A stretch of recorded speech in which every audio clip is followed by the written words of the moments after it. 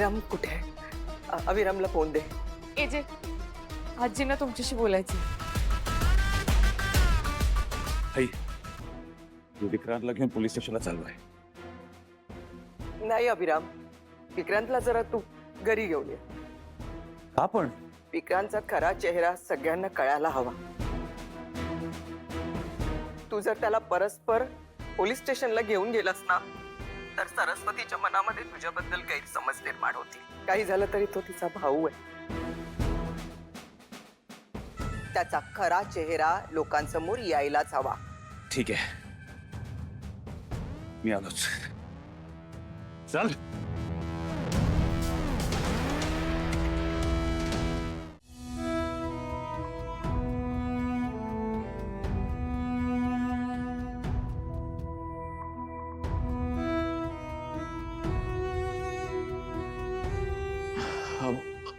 आजी आजी काय झालं? एवढ्या घाईने बोलून घेतलंस आम्हाला? अरे आम्हाला कोणालाच काही माहित नाहीये. एजे लीलाला घेऊन येत आहेत. घेऊन येत आहेत? कुठून घेऊन येत आहेत? जरा थांबा, अभिराम आल्यानंतर सगळं कळेल. मला तर वाटतं लीलाने पुन्हा काहीतरी गोंधळ घातला असेल. आणि मग एजे तिला पुन्हा शिक्षा करणार असतील. श्वेता, जरा शांत राहा ना. काय घडलंय तुला माहित आहे का? नाही ना? मग उगाच निष्कर्ष कशाला काढायचा? आजी, सध्या घरात जे काही घडते ते सगळं लीलामुळेच घडते. तिला कोणी काही बोलत नाही म्हणून दिवसेंदिवस तिची हिंमत वाढतच चालली. लक्ष्मी, सॉरी. मला तर वाटतं लीलाने दादावर हात उचलला ना म्हणून बोलवलंय. आणि योग्य त्या माणसाला शिक्षा पण मिळायलाच हवी.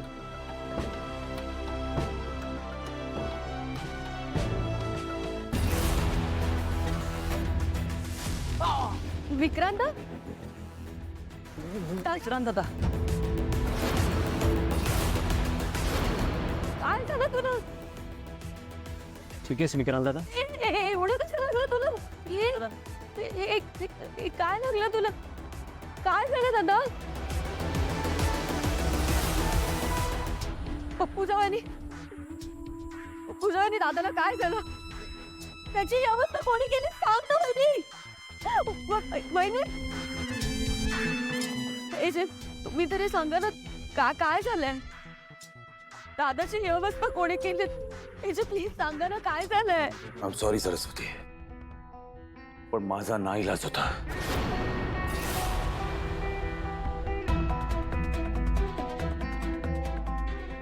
म्हणजे? तू म्हणत होती ना की मी योग्य माणसाला शिक्षा द्यावी, तेच केलंय मी.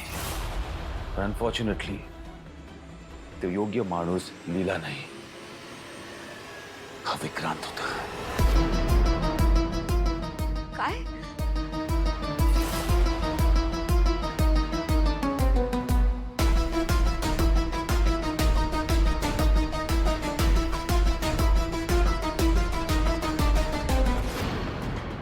म्हणजे तुझ्या भावाने आजवर खूप चुका केल्यात, खूप गुन्हे केलेत सरस्वती. तो फक्त तुझा भाऊ आहे म्हणून आजवर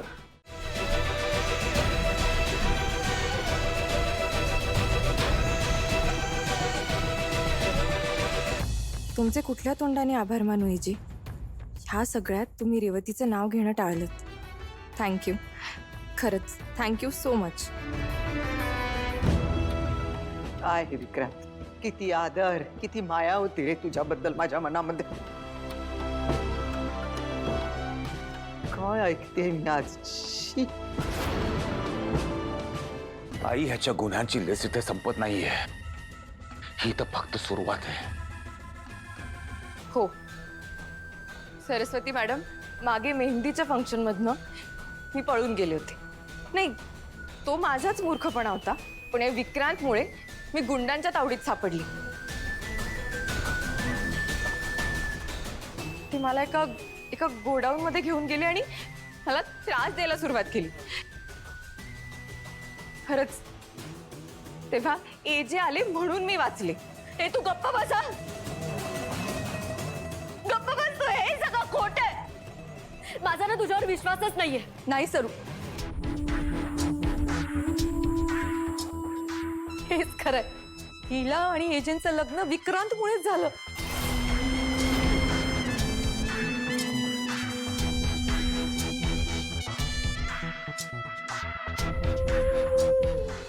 लीला लग्नाच्या वेळेस खरं बोलत होती आजी. रेवती खरंच किडनॅप झाली होती आणि तिला किडनॅप करणारा दुसरा तिसरा कुणीही नसून विक्रांतच होते. आजी यांनी लीलाला ब्लॅकमेल केलं आणि एजंटशी लग्न करायला भाग पाडलं.